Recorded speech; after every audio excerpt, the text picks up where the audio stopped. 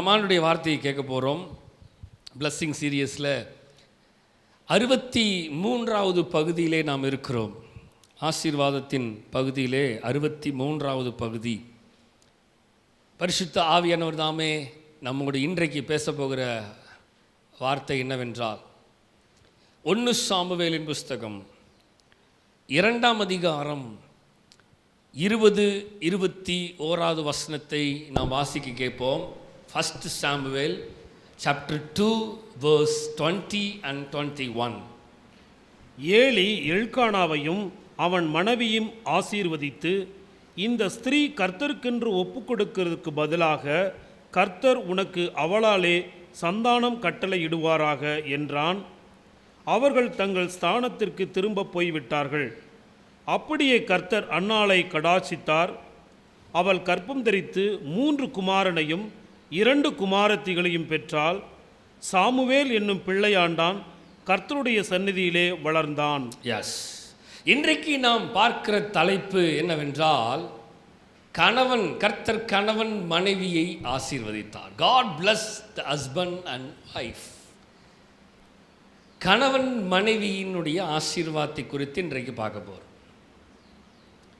ஆவியானவர் நம்மோடு பேசுகிற வார்த்தை. அடுத்த வாரத்தில் பிள்ளைகளுடைய பிளஸ்ஸிங்கை பற்றி பேசுவேன், பிள்ளைகளுடைய ஆசீர்வாதம். ஸோ ஆசீர்வாதம் என்பது ரொம்ப முக்கியமானது. அதிலே நான் சென்ற 2 வாரங்களாக ஆண்டவர் நம்மோடு பேசிக்கொண்டிருக்கிற வார்த்தையில், எல்லா பகுதியிலையும் நாம் ஆசீர்வதிக்கப்பட வேண்டும் என்பது கர்த்தருடைய சித்தமாயிருக்கிறது என்ற வார்த்தையை நான் சொன்னேன். எல்லா இடங்களிலேயும், in each and every area, ஒவ்வொரு ஏரியாலையும் ஒவ்வொரு பகுதியிலையும் நாம் ஆசீர்வதிக்கப்பட வேண்டும் என்பது தேவனுடைய சித்தம், தேவனுடைய தீர்மானமாய் இருக்கிறது. ஸோ தேவன் விரும்புகிறது என்னவென்றால், நாம் ஒவ்வொரு பகுதியிலையும், அதாவது குடும்பத்திலேயும் சரி, பிள்ளைகளுடைய வாழ்க்கையிலும் சரி, உறவினருடைய வாழ்க்கையிலும் சரி, நண்பருடைய வட்டாரத்திலும் சரி, நாம் வேலை செய்கிற இடத்திலும் சரி, பொருளாதார ஆசீர்வாதம் சரி, சரீர ஆசீர்வாதம், சுகம்பலன் ஆசீர்வாதம், இன்னும் சொல்லிக்கொண்டே போகலாம். தேசத்தினுடைய இந்த ஜனங்களை தங்களை தாழ்த்தினால் நான் தேசத்துக்கு சேமத்தை தருவேன், தேசத்தின் ஆசீர்வாதம். ஸோ ஒவ்வொரு ஆசீர்வாதங்கள் இருக்கிறது. இன் each and every area there is a blessing. அங்கே ஆசீர்வாதங்கள் இருக்கிறது. தேவன் விரும்புகிற அந்த ஒவ்வொரு பகுதியினுடைய ஆசீர்வாதத்தையும் நாம் பெற்றுக்கொள்ள வேண்டும் என்று தேவன் விரும்புகிறார். இந்த இடத்துக்கு போனால் இந்த இடத்தினுடைய ஆசீர்வாதம் எனக்கு வந்து சேர வேண்டும், இந்த பகுதியிலையும் ஒரு குறைவு இருக்க கூட அங்கேயும் நிறைவான ஆசீர்வாதம் இருக்கணும். அப்போ இங்கே பார்க்கும் பொழுது இதில் மிக முக்கியமான ஒரு காரியம் என்னவென்றால், குடும்பத்தின் ஆசீர்வாதத்தை கர்த்தர் அதிகமாய் விரும்புகிறார். இன்றைக்கு ஆவியானவர் நம்மோடு பேசுகிற காரியம் இதுதான். நிறைய விஷயங்களை பேச போகிறேன். ஆவியானவர் நம்மோடு இடைபட போகிறார். ஆமென். வசனத்துக்கு நேராக வருவோம். அந்த வார்த்தையை படிக்கும் பொழுது, ஏலி எல்கானாவையும் அவன் மனைவியையும் ஆசீர்வதித்து, இந்த ஸ்திரீ கர்த்தருக்கென்று ஒப்பு கொடுத்திருக்கிறதற்கு பதிலாக கர்த்தர் உனக்கு அவளாலே சந்தானம் கட்டளையிடுவாராக என்றார். அவர்கள் தங்கள் ஸ்தானத்திற்கு திரும்ப போய்விட்டார்கள். அப்படியே கர்த்தர் அன்னாளை கடாட்சித்தார். அவள் கர்ப்பம் தரித்து 3 குமாரரையும் 2 குமாரத்திகளையும் பெற்றார். ஸோ நல்லா கவனிங்க, அந்த வார்த்தையை படிக்கும் பொழுது தேவனுடைய ஆசீர்வாதம் குடும்பத்தில் எவ்வளவு முக்கியம் என்பது நமக்கு தெரியும். அன்னாளை குறித்து பார்க்கும் பொழுது அந்த அம்மாவுக்கு என்ன இல்லை, குழந்தை பாக்கியம் இல்லாமல் இருந்த நிமித்தம் எல்லாராலும் நிந்திக்கப்பட்ட சூழ்நிலை, எல்லாராலும் அங்கே ஒரு வித்தியாசமாய் பேசப்பட்ட ஒரு நிலை. அந்த அம்மா ஆலயத்தில் உட்கார்ந்து அழுது புலம்பும் போதெல்லாம் பார்க்கிறவர்கள் அந்த அம்மாவை, இவள் குடித்து வெறித்து கொண்டிருக்கிறாள், மதுபானத்தினால் நிறைந்திருக்கிறாள், அதனால தான் இப்படி உளுந்து கிடக்கிறா அப்படின்னு சொன்னவர்களும் உண்டு. ஆனால் வசனம் சொல்லுகிறது கர்த்தர் இவை எல்லாவற்றையும் பார்த்து எந்த ஸ்திரீயை பார்த்து பேசினார்களோ அதே ஸ்திரீயின் மூலமாக இருந்து கர்த்தர் அந்த சந்ததியை, அந்த குடும்பத்தையே ஆசீர்வதிக்கிறார். அதற்கு வசனம் சொல்லுகிறது, அவள் கர்ப்பம் தரித்து குழந்தை பெறவில்லை என்ற நிலையில் இருந்த ஸ்திரீக்கு கர்த்தர் கொடுத்த குழந்தைகள் பார்த்தீங்கன்னா 3 குமாரரும் 2 குமாரத்திகளும். அப்போ மொத்தமாக எத்தனை பேர்? 5 பிள்ளைகளை கர்த்தர். இல்லாதவைகளை இருக்கிறவைகளாக மாற்றுகிற தேவன், முடியாதவைகளை முடியச் செய்கிற நம்முடைய தேவன். குடும்பத்தின் ஆசீர்வாதம் இல்லை என்ற நிலையிலும் கர்த்தர் அவைகளை உருவாக்குற தேவனாக இருக்கிறார். அதனால தான் இன்னைக்கு நம்ம பார்க்கறது, அந்த பாருங்களேன், சாமுவேல் என்னும் பிள்ளையாண்டான் கர்த்தருடைய சந்நிதி. இதில் ஸ்பெஷல் யாரு தெரியுமா? அந்த அம்மாவுக்கு பிறந்த பையனில் குழந்தைகளில் ஸ்பெஷல் சைல்டு யாருன்னா யாரு? ஏன்னா அவரு தான் எல்லா இஸ்ரவேல் ராஜாக்களையும் அனாய்ட் பண்ணுகிற, அபிஷேகம் பண்ணுகிற ஒரு ஸ்தானத்தில் இருந்த ஒரு பிரீஸ்ட்னு சொல்லலாம், ப்ராஃபட்னு சொல்லலாம். அவர் தான் ஹை பிரீஸ்டாக இருக்கிறார், அவர் தான் ப்ராஃபட்டாக இருக்கிறார். தேவ சமூகத்தில் இருந்து தேவனுடைய வார்த்தையை கேட்டு தேவன் வார்த்தையின்படியாக நடக்கிற ஒரு மனிதனை, ஒரு சந்ததியை பெற்றெடுக்கிற ஒரு குடும்பமாய், ஒரு ஸ்திரீயாக அந்த குடும்பத்தையே கட்டி எழுப்பின ஒரு மகளாக இருந்தாதான் அந்த அம்மா. அப்ப நல்லா கவனிங்க, இப்ப பிள்ளைகளுடைய ஆசீர்வாதம் எங்கள் வருது? குடும்பத்தின் மூலமாக வருகிறது. ஸோ குடும்பத்தின் ஆசீர்வாதம் ரொம்ப முக்கியம். குடும்ப ஆசீர்வாதம் ரொம்ப, இன்னும் சொல்ல போனால் கணவன் மனைவிக்குள் இருக்கிற அந்த ஆசீர்வாதங்கள் ரொம்ப முக்கியம். இன்னைக்கு டாபிக்கே அதுதான். குடும்பம் அப்படிங்கிறத காட்டிலும் நான் கணவன் மனைவி என்று பேசுகிறேன். ஏன்னா அடுத்த வாரம் பிள்ளைகளை பற்றி பேசுவேன் தனியா. கணவன் மனைவி, husband and wife, God blessed husband and wife. இப்போ இந்த அண்ணாவை ஆசீர்வதித்ததின் மூலமாக தான் யார் ஆசீர்வதிக்கப்படுறது தெரியுமா? அவருடைய யாரு ஹஸ்பண்ட் யாரு? எல்கானா. புரியுதா? இவர்கள் இருவரும் தின் மூலமாக தான் எந்த ஆசீர்வாதம் வருகிறது? குழந்தை என்ற ஆசீர்வாதம் வருகிறது. சோ இவர்கள் இருவரையும் கர்த்தர் ஆசீர்வதிக்கவில்லை என்றால் குடும்பத்தினுடைய அடுத்த நிலைக்கு போக முடியாது. மக்களே புரியுதுங்களா? அப்ப கர்த்தர் நம்மளை ஆசீர்வதித்தது நிமித்தமாக தான் கர்த்தர் நம்ம கையில் குழந்தைகளை கொடுத்துருக்கிறார். புரியுதுங்களா? எத்தனையோ பேர் குழந்தை இல்லாமல், குழந்தை பாக்கியம் இல்லாமல் இருக்கிறார்கள். கணவன் மனைவிக்குள்ள அண்டர்ஸ்டாண்டிங் இல்லை. உங்களுக்கு தெரியுமா, இந்தியாவில் அதிகமாக ரேட்டிங்கில் இருக்கிறது என்ன தெரியுமா? டிவோர்ஸ். 81 to 85% டிவோர்ஸ் ரேட்டிங் இருக்குது. 80லேருந்து 81%, 85% அசால்ட்டாக டிவோர்ஸ் பண்ண ஆரம்பிச்சிட்டாங்க. சர்வசாதாரணமாக 15 வருஷம் வாழ்ந்தவர்கள் அடுத்த நிமிஷமே டிவோர்ஸ் பண்ணுறான். 20 வருடம் வாழ்ந்தவன் அடுத்த நிமிடம் யோசிக்காமல் டிவோர்ஸ் பண்ணுறான். எந்த விதமான எது சரி பொறுமையாக இருக்கலாம், நிதானமாக டீல் பண்ணலாம், முடியாதுங்க. உடனே நோட்டீஸ், உடனே லெட்டர், உடனே பேப்பரை போட்டு உடனே முடிச்சுட்டு 2 பேரும் நாங்கள் மியூச்சுவலாக பிரிஞ்சிட்டோம், அவ்வளோதான். டக்குன்னு ஒரு 2 நிமிஷத்தில் முடிகிற மாதிரி அப்படி டக்குன்னு பிரிஞ்சு போய் விடுகிறார்கள். இதில் பாதிக்கப்படுறது யார் தெரியுமா? அவங்க 2 பேரும் போயிடுவாங்க. பாதிக்கப்படுறது பிள்ளைங்க தான். கர்த்தர் கணவனையும் மனைவியும் இணைத்ததுக்கு நோக்கம் என்ன தெரியுமா? கர்த்தர் நம் கையில் கொடுத்திருக்கிற பிள்ளைகள் மேலே கணவன் மனைவியும் ஜாக்கிரதையாக இருக்க வேண்டும். இவங்க 2 பேரும் இந்த பக்கம் அந்த பக்கம் போயிட்டாங்கன்னா நடுத்தருவில் நிற்கிறது பிள்ளைங்க யோசிக்க, இந்த பக்கம் போகிறதா இந்த பக்கம். இப்போ பிள்ளைங்க சொல்லு, நான் என்னடா பண்ணேன், நான் என்ன பண்ணேன்? நீங்க 2 பேரும் சண்டை ஓட்டு, நீங்க 2 பேரும் பிச்சுட்டு போயிட்டீங்க, இப்ப நாங்க என்ன பண்ணோம்? மக்களே நல்லா கவனிங்க, இந்த கால வேளையிலே இதுதான் ரொம்ப அவசியமாக இருக்கிறது. வாசிக்கலாம். ஆதியாகமம் 1ஆம் அதிகாரம் 27, 28 வசனத்தை வாசிக்க கேட்போம். Genesis chapter 1 verse 27 and 28. தேவன் தம்முடைய சாயலாக, தேவன் எப்படி மனிதனை உருவாக்குறார்? தம்முடைய சாயலாக மனுஷனை சிருஷ்டித்தார். அவனை தேவ சாயலாகவே சிருஷ்டித்தார். ஆண்டவரை போலவே சிருஷ்டித்தார். ஆணும் பெண்ணுமாக அவர்களை சிருஷ்டித்தார். பின்பு தேவன் அவர்களை நோக்கி, நல்லா கவனிங்க, தேவன் விரும்பின விஷயம் என்ன? பின்பு தேவன் அவர்கள் இருவரையும் பார்த்து சொன்னது, நீங்கள் பலுகி பெருகி பூமியை நிரப்பி. நல்லா கவனிச்சீங்களா? என்ன ஆண்டவர் விரும்பின தெரியுமா? கணவனையும் மனைவியும் பார்த்து, ஆதாமையும் ஏவாளையும் பார்த்து, ஆணையும் பெண்ணையும் பார்த்து கர்த்தர் சொல்லுகிறாரு, நீங்கள் பலுகி பெருகி பூமியை நிரப்பி அதை கீழ்ப்படுத்தி சமுத்திரத்தின் மச்சங்களை நல்ல கவனிங்க, சமுத்திரத்தின் மச்சங்களையும் ஆகாயத்து பறவைகளையும் பூமியின் மேல் நடமாடுகிற சகல ஜீவ ஜந்துகளையும் ஆண்டு கொள்ளுங்கள் என்று சொல்லி தேவன் அவர்களை அவரை ஆசீர்வதித்தார்னு போடல. தேவன் கணவரை ஆசீர்வதித்தார்னு போட்டிருக்கா? இல்ல. தேவன் ஆதாமை ஆசீர்வதித்தார்னு போட்டிருக்கா? இல்ல. தேவன் ஏவாளை ஆசீர்வதித்தார் போடல. என்ன போட்டிருக்கு சொல்லுங்க சத்தமா? அப்ப தேவன் தனித்தனியாக இருக்கிறதை விரும்பவில்லை, தனித்தனியாக ஆண்டவர் பார்க்க விரும்பவில்லை. அவர்கள் இருவரும் இப்பொழுது ஒரே சரீரமாக இருக்கிறபடினால கர்த்தர் சிங்குலர்ல பேசல, கர்த்தர் ப்ளூரல்ல பேசுறாரு. ஐயா, நீங்கள் இருவரும் இப்பொழுது ஒரே குடும்பம். ஸோ நீங்கள் இருவரும் இணைந்திருக்கிறபடினால நான் தனியா இவங்கன்னு ஆசீர்வதிக்கல, நான் அவர்களை, சொல்லுங்க சத்தமா தான் சொல்லுங்களேன். கர்த்தர் சொல்றார் அவர்களை.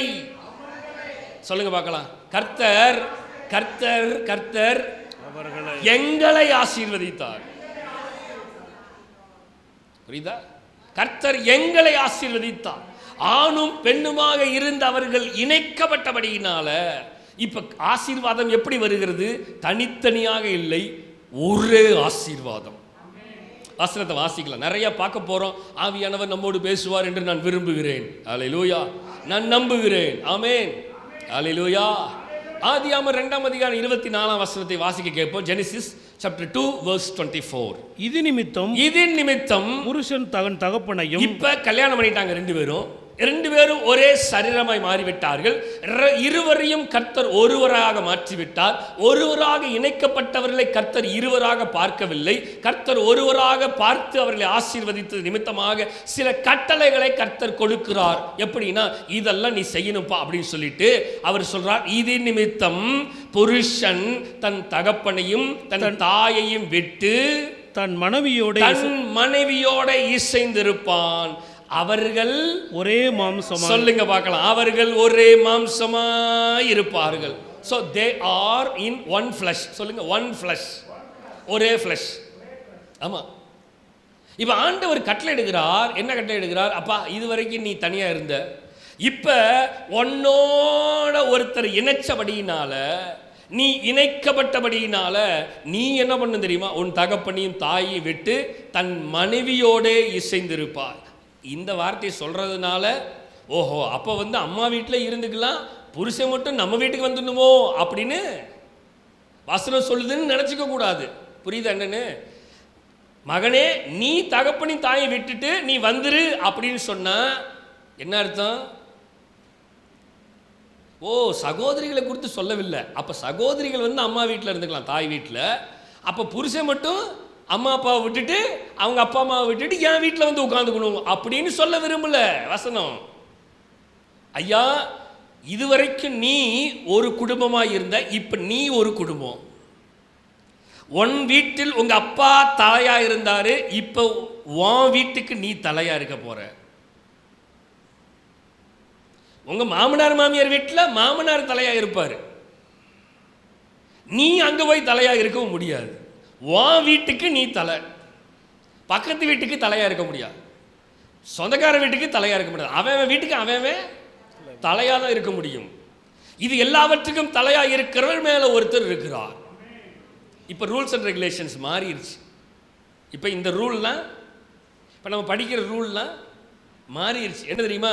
ஐயா, நீ பேசாமல் என் வீட்டுக்கு வந்துருந்துக்கோ, எதுக்கு கஷ்டம் அப்படின்னு மாமனாரே கூப்பிடுறாரு மருமகனை. மாமியார் சொல்கிறாங்க, எப்பா என் வீட்டுக்கு வந்துட்டு நான் சமைச்சு போட்டுருவேன், ஓம் பொண்டாட்டிக்கு தொல்லை இல்லை. எப்படி? தங்கள் பிள்ளைகளுக்கு தொல்லை இல்லைங்கிறனால மருமகனை கூப்பிட்டு வீட்டோடு வச்சுக்கலான்னு விரும்புகிறாங்க. அதனால தான் நிறைய நேரத்தில் பிரச்சனை வருது. அதனால தான் நிறைய நேரத்தில் போராட்டமும் டிவோர்ஸும். நல்லா கவனிச்சுக்கோங்க. அடுத்த தலைமுறைகள் இருக்கிறீர்கள். வந்த தலைமுறைக்கும் சொல்கிறேன், வரப்போகிற தலைமுறைக்கும் சொல்கிறேன், இருக்கிற தலைமுறைக்கும் சொல்கிறேன். ஆவியானவர் பேசுகிறத கேட்டு தான் ஆகணும், வேறு வழி இல்லை. காதுள்ளவன் கேட்க கடவன். ஆவியானவர் நம்மகிட்ட பேசத்தான் செய்வார். இருந்த தலைமுறைகள், சென்ற தலைமுறைகள், இருக்கிற தலைமுறை, கேட்டுக்கொண்டிருக்கிற தலைமுறை, சிறு குழந்தைகள், வரப்போகிற தலைமுறை, எல்லா தலைமுறைக்கும் சொல்லப்படுகிற கட்டளை இதுதான். என்ன தெரியுமா? நீ உன் மனைவியோடு இணைக்கப்படும் பொழுது, நீ ஒரு குடும்பமாக இணைக்கப்படும் பொழுது நீ என்ன பண்ணணும்னா, அல்லேலூயா, இதெல்லாம் செய்யாதனால தான் என்ன தெரியுமா பிரச்சனை அதிகமாகுது. இதெல்லாம் நடக்காதனால தான் டிவோர்ஸ் ஏகப்பட்டது. இதெல்லாம் செயல்படாதனால தான் ஒருவரை ஒருவர் விட்டு கொடுக்காதபடினால தான். நல்லா கவனிங்க, கணவன் மனைவிக்குள்ளே இருக்கிற ஒரு விஷயம். வாசிக்கலாம் வசனத்தை, நான் நிறையா பேச விரும்புகிறேன், ஆவியானவர் பேசுவாராக. நீதிமொழிகள் 18ஆம் அதிகாரம் 22ஆம் வசனத்தை வாசிக்க கேட்போம். Proverb chapter 18 verse 22. மனைவியை கண்டடைகிறவன் நன்மையானதை கண்டடைகிறான். நல்லா கவனிங்க, வசனம் என்ன சொல்லுது? மனைவியை கண்டடைகிறவன் நன்மையானதை கண்டடைகிறான், கர்த்தரால் தயையையும் கர்த்தரால் தயையையும் பெறுகிறான். அங்கே எல்கானாவுக்கு சொல்லப்பட்ட வசனமும் அதுதான். என்ன வசனம் சொல்லப்பட்டது? அவன் தயை பெற்றான், அவன் சந்தானம் பெற்றான், அவன் அவராலே ஆசீர்வாதங்களை பெற்றான். அப்ப நல்லா கவனிங்க, வசனம் சொல்லுகிறது மனைவியை கண்டடைகிறவன் நன்மையானவைகளை கண்டடைகிறான். மனைவிமார்கள்லாம் யாருன்னு சொல்லப்படுது வசனம்? நன்மையானவர்கள். சொல்லுங்க, மனைவிகள் யாரு? ஸ்திரீகள் யாரு? என்னங்க உங்களை பத்தி தான் சொல்றேன், சத்தத்தை சொல்ல மாட்டீங்க. நன்மை இல்லையா நீங்க? நன்மையான எந்த ஈவும் பூரணமான எந்த வரமும் எங்கிருந்து வரப்போறது? பரலோகத்திலிருந்து குதிச்சு வந்திருக்கணும். இப்ப நல்லா கவனிங்க, நன்மையை கண்டடைகிறவன் அப்படின்னு சொல்லப்படுது. அப்படின்னா யாரு? மனைவி நன்மை, தீமை அல்ல மனைவி. மக்களே நல்லா தெரிஞ்சுக்கோங்க, தேவ வசனம் நமக்கு சொல்லி கொடுக்கறது தான். சபைக்கு வர குடும்பம் எப்படி இருக்கணும்? சபைக்கு வர ஸ்திரீகள் எப்படி இருக்கணும்? நன்மையானவர்களாக இருக்கணும். ஏன்னா கர்த்தர் சொல்கிறாரு, வசனம் சொல்லுது மனைவியை கண்டடைகிறவன் நன்மையை ஆனால் இப்போ மேக்சிமம் நன்மையை பார்க்க முடியவில்லை, தீமை நிறைந்து இருக்கிறது. ரீசண்டாக ஒரு கேஸை நான் பார்த்தேன், மேபி நீங்களும் பார்த்துருக்கலாம். பெங்களூரில் நினைக்கிறேன், ஒரு ஸ்திரீ, ஒரு மனைவி தன்னுடைய கணவனுக்கு டிவோர்ஸ் நோட்டீஸ் அனுப்பி அவர்கள் ஜீவனாம்சம் கேட்குறார்கள். மாதம் 3 லட்சம் ரூபாய் கேட்கிறார்கள். எவ்வளோ கேட்குறாங்க? ஆமாம், இப்போ 3 லட்சம் பத்தலன்னு இன்னும் ஒரு 2 லட்சம் எக்ஸ்ட்ரா கேட்குறாங்க. 5 லட்சமாக கேட்குறாங்க மாதத்துக்கு. எவ்வளோ கேட்குறாங்க சொல்லுங்கள்? எவ்வளோ கேட்குறாங்க? மாதம் 5 லட்ச ரூபா கேட்குது அந்த அம்மா. நினச்சி பாருங்கள், மாதம் 5 லட்சம் அப்படின்னா அவன் எவ்வளோ சம்பாதிக்கணும்? அந்த அம்மா லிஸ்ட்டு போட்டு கொடுத்துருக்குது. என்ன லிஸ்ட் தெரியுமா? என்னுடைய பவுடருக்கு அவருக்கு காசு கொடுக்கணும், என்னுடைய மேக்கப்புக்கு அவருக்கு காசு கொடுக்கணும், என் சாப்பாட்டுக்கு அவருக்கு காசு கொடுக்கணும், என் துணிமணிக்கு அவருக்கு காசு கொடுக்கணும், என் கண்ணாடிக்கு அவருக்கு காசு கொடுக்கணும், என் சேலைக்கு அவர் காசு கொடுக்கணும். சொன்னால் என்னன்னு சொல்லிகிட்டே போகலாம். ஒரு பெரிய லிஸ்ட்டே கொடுத்துருக்கு அந்த அம்மா. இப்போ இதையும் கேட்டு அந்த அம்மாவுடைய லாயர் வக்கீல் என்ன பண்ணுறான், வந்து கோர்ட்டில் வந்து நின்று, ஜட்ஜம்மா நீங்கள் இதெல்லாம் அப்படின்னு. அந்த அம்மா டென்ஷன் ஆகி, அறிவு இருக்குதா உனக்கு? நான் பொய் சொல்லலை, வேணா உங்களுக்கு அது இருந்ததுன்னா உங்களுக்கு குரூப்பில் ஷேர் பண்ணுறேன், நீங்களே பாருங்கள். உனக்கு அறிவு இருக்குதாடா? ஏண்டா ஒரு மனுஷங்கிட்ட இவ்வளவு பணமாக கேட்கறது? முதல்ல அவளை வேலைக்கு போச்சு, அவளை போய் வேலைக்கு போய் சம்பாதிச்சு அவளுக்கான தேவைகள் எல்லாத்தையும் அவளுக்கு கேட்டு சந்திச்சு சொல்லு. இதெல்லாம் ஒன்று நான் வாங்கி தர முடியாது, ஓடி போயிரு, கொன்றுவும் பார்த்துக்கோ அப்படின்னு அந்த அம்மா ஜட்ஜமாக சொல்லிடுச்சு. மக்களே, இந்தியா தேசமே திரும்பி பார்த்த ஒரு தீர்ப்பு. அந்த தீர்ப்பு என்னென்னா, அவ்வளவு முட்டாள்தனமாக அந்த கேஸை நடத்தினாங்க. அதை அந்த அம்மா வெளுத்து வாங்கிருச்சு, பயங்கரமாக நொறுக்கி விட்டுருச்சு, பயங்கரமாக பேசினாங்க. எதுக்கு சொல்ல வருகிறேன் என்றால், மனைவி கண்டடைகிறவன் நன்மையானவைகளை கண்டடைகிறான். சிலர்லாம் நன்மையை பார்க்க முடியல, சில குடும்பத்தில் நன்மையை பார்க்க முடியல. காரணம் என்னென்னா, வசனம் சொல்லுது நன்மை. சொல்லுங்க, நன்மை. நன்மையும் கிருபையும் என்னை தொடரும். யாரை தொடரணும்? கணவரை தொடரணும். இப்போ கணவன் பிச்சுக்கிட்டு ஓடுறான். ஏன் காரணம் என்ன? நன்மையும் தீமையும் வருது எனக்கு சேர்ந்து, கிருபை வரல. எப்படி நன்மையும் கிருபையும் வரும்னா, இங்கே நன்மையும் தீமையும் துரத்துகிறது, நான் ஓடுகிறேன் அப்படின்னு ஓடுகிறான். நேற்றைய தினத்தில் 2 நாளைக்கு முன்னாடி நான் கடைக்கு போயிருந்தேன். சாயங்கால வேலையில் ஒரு 7 மணிக்கு ரோட்டில் ஒரு புருஷனை சட்டையை பிடிச்சி, ஏண்டா டேய் நீ சம்பாதிக்க வக்கில்ல, எப்படா குடும்பத்தை நடத்துறன்னு சட்டையை பிடிச்சி ரோட்டில் நிற்கிது. எல்லாரும் ஏங்க என்னங்க இப்படி இந்த புள்ள சட்டையை பிடிச்சி நிற்கிது? கடைக்காரர் சொல்கிறாரு, போ வேலையை பாரு போ அப்படின்னாரு. நான் அமைதியாக நின்று எல்லாத்தையும் பார்த்துட்டே இருந்தேன்.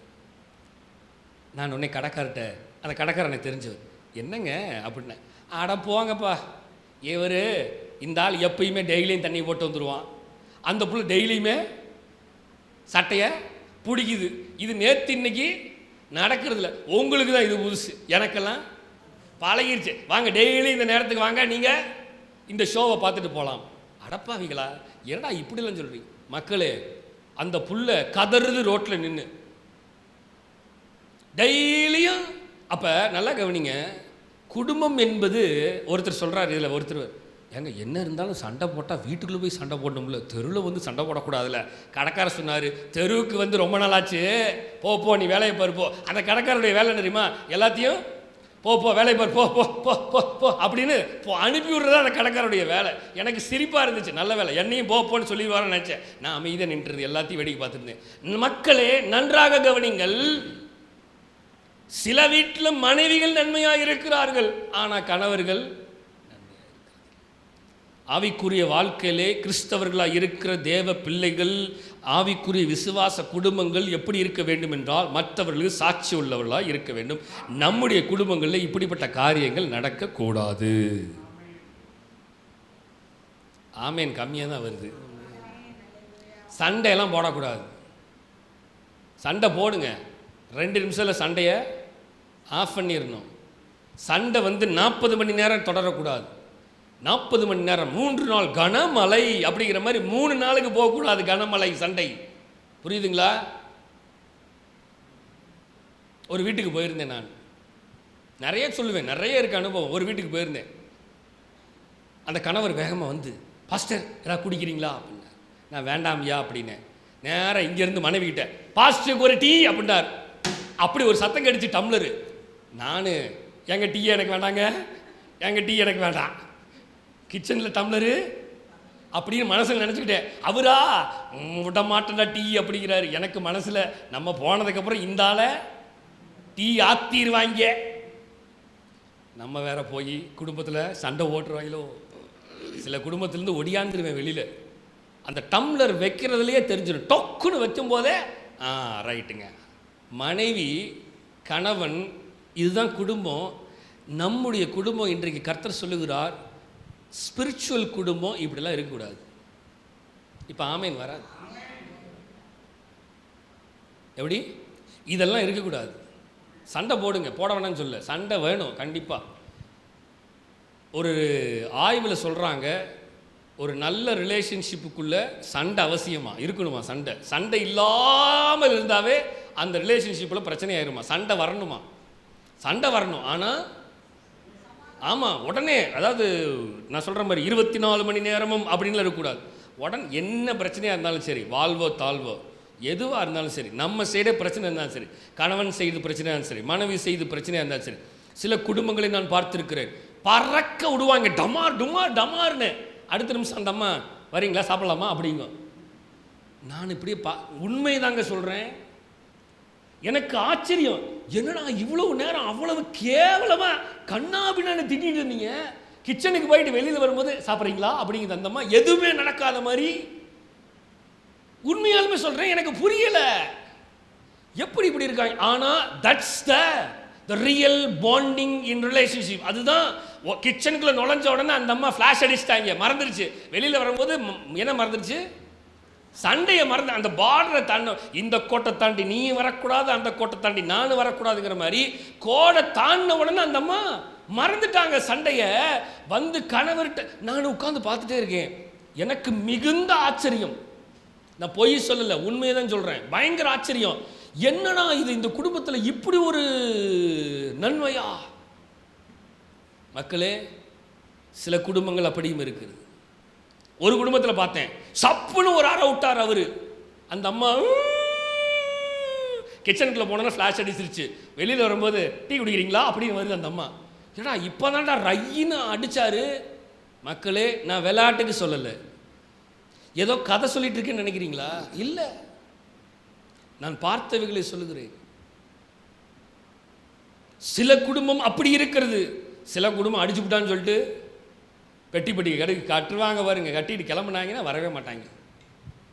மக்களே, நல்லா தெரிஞ்சுக்கோங்க, இன்றைக்கு தேவ ஆவியானவர் நம்மோடு பேசுகிறது.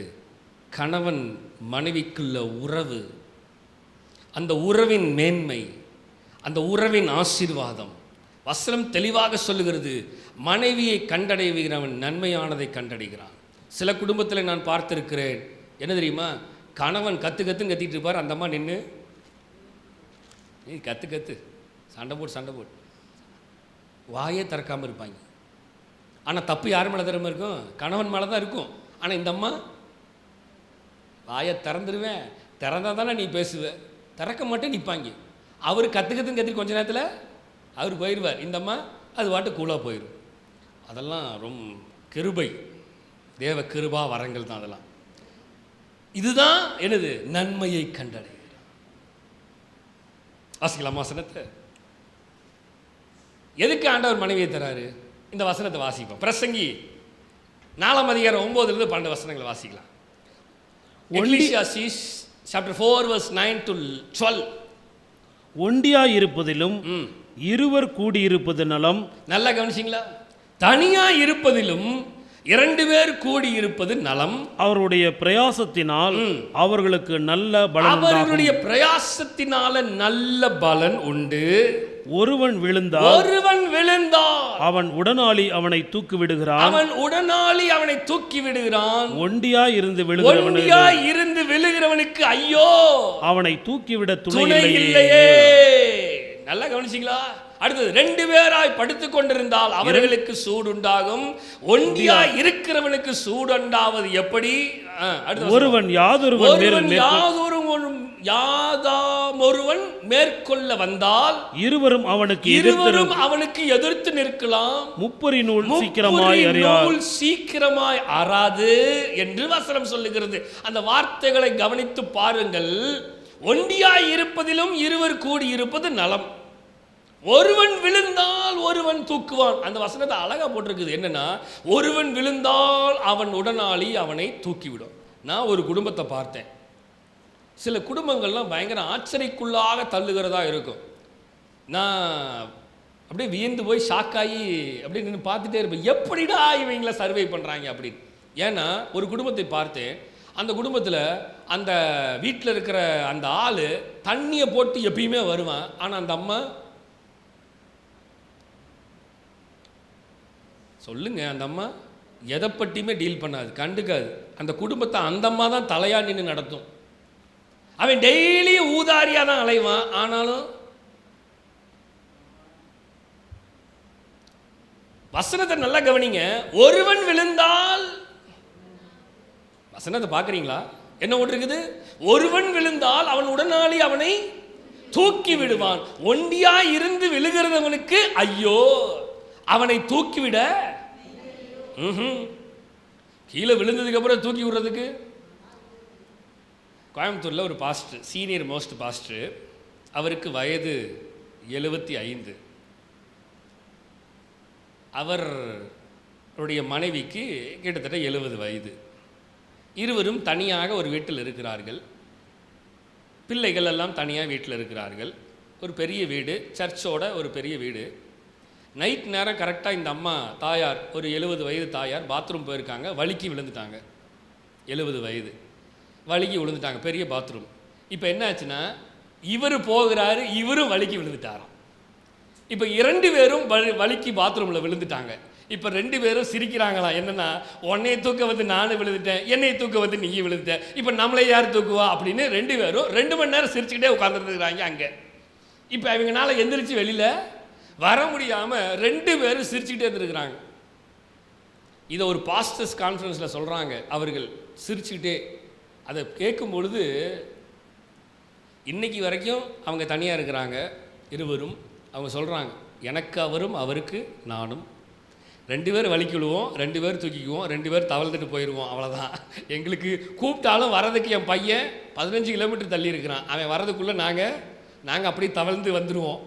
மக்களே நல்லா கவனிங்க, இது எப்படி இருக்குது கேட்கும்போது? ஒருவர் விழுந்தால் ஒருவர் தூக்கலாம், இருவரும் விழுந்து விட்டார்கள். இப்படி இருவரும், ஆனால் விழுந்ததையுமே அவங்க பெருசாக எடுத்துக்காம, அதை சீரியஸாக பார்க்காம, டென்ஷன் ஆகாமல், படபடப்பாகாமல், அதையுமே அவர்கள் கேஷுவலாக எடுத்துக்கிட்டு, அதையுமே என்னது பாசிட்டிவாக எடுத்துக்கிட்டு அவர்கள் அதை முன்னோக்கி தள்ளி போகிறார்கள். இதுதான் கணவன் மனைவிக்குள்ள ஒரு ஐக்கியம், ஒரு உறவு, ஒரு மேன்மை, ஒரு கணம். இதுக்கு காரணம் என்னன்னா அவங்களுக்குள்ள இருக்கிற தேவனுடைய பாண்டிங். தேவனுடைய பாண்டிங் மட்டும் இல்லைன்னா இதை செய்ய முடியும். வந்து தொலைச்ச பாரு, நீ விழுந்தன்னு உன்னைய தூக்க வந்தேன் பாரு, இப்போ நானும் வந்து தொலைச்சிட்டேன் அப்படின்னு 2 பேரும் அங்கே. ஆமாம், பாத்ரூம் ஃபைட் பார்த்துருக்கீங்களா? அதுதான் நடந்திருக்கும். டமார் டுமார் டமார்னு அடித்து நொறுக்கி, அங்கே எலும்பு ஏற்கனவே முறிஞ்ச எலும்பு பத்தாதுன்னு இன்னும் எக்ஸ்ட்ரா 4 எலும்பு, வாய் எலும்பெல்லாம் முறிஞ்சிருக்கும், வாயில் குத்துற பல்லெல்லாம் கழட்டு, அப்படியெல்லாம் குடும்பம் இருக்குது. ஆனால் இந்த குடும்பத்தை பாருங்க, வயது சென்றவர்களாக இருந்தாலும் அவர்கள் தேவனால் இணைக்கப்பட்டிருந்தபடினால விழுந்து, நம்ம 2 பேரும் விழுந்துட்டோம் பரவாயில்லையே அப்படின்னு சொல்லிட்டு அவர்கள் அதையும் பாசிட்டிவாக எடுத்துட்டு, இதுதான் தேவனுக்குள்ளாக இருக்கிற, சொல்லுங்க புரியுதா உங்களுக்கு இல்லையா? இன்னைக்கு கர்த்தர் விரும்புகிற காரியம் கணவன் மனைவிக்குள்ள ஒரு பாண்டிங். தமிழ் என்ன சொல்றது? பாண்டிங்க, ஐக்கியமா. இந்த வசனத்தை பாருங்க, ஒருவன் யாதாம் ஒருவன் மேற்கொள்ள வந்தால் இருவரும் அவனுக்கு எதிர்த்து நிற்கலாம். சண்டை ஓடுறதுக்கெல்லாம் வசதியாக இருக்குங்கிறாரு. என் கணவனுக்கு சண்டை ஓட வந்துட்டியான்னு மனைவி கட்டையை தூக்கிட்டு போகலாம் அப்படின்னு சொல்கிறாங்களா?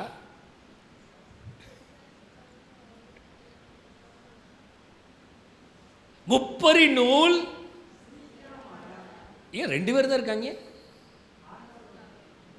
பரவாயில்ல, விவரமாக தான் இருக்கீங்க. தலையாகி கிறிஸ்து இருக்கிறபடினாலே அவ்வளவு சீக்கிரம் அது முறிக்கப்படாது. அப்ப நல்லா கவனிங்க, முப்பரி நூல் இங்கே யார் உள்ள வந்துட்டா? முக்கியமாக அவர் இருக்கிறார். அவர் இருக்கிறபடியினால நாங்கள் இருவரும் இணைக்கப்பட்டபடியினாலே, நாங்கள் அவரோடு இணைக்கப்பட்டு இருக்கிறபடியினாலே எங்களுடைய உறவு, எங்களுடைய தொடர்பு, எங்களுடைய ஐக்கியம் அது ஸ்ட்ராங்கான பாண்டிங்காக இருக்கிறது. யார் வந்தாலும், எந்த விசாசு வந்தாலும், எந்த மனுஷீக காரியங்கள் வந்தாலும் அவைகளை நாங்கள் தேவனுடைய கிருபையினாலே மேற்கொண்டு விடுவோம். இப்போ 2 பேர் 2 பக்கம் சண்டை போட்டு உட்கார்ந்துருக்கிறாங்க. ஆண்டவர் எங்கே இருப்பார்? நடுவில் நிற்கிற ஆண்டவர், 3ஆவதாக ஒருத்தர் இருக்கிறார் ஆண்டவர். கணவன் மனைவி சண்டை போட்டு 2 பேர் 2 பக்கம் நின்ட்டாங்க. இப்போ ஆண்டவர் எந்த சைடு போவார்? என்னங்க கேட்டால் பதில் சொல்ல மாட்டேங்கிறீங்க, தெரியலையா? எந்த சைடில் பிரச்சனை இருக்கோ அந்த சைடு போயிடுவார், யார் பிரச்சனையோ அந்த சைடு போயிடுவார் அப்படிங்கிறீங்களா?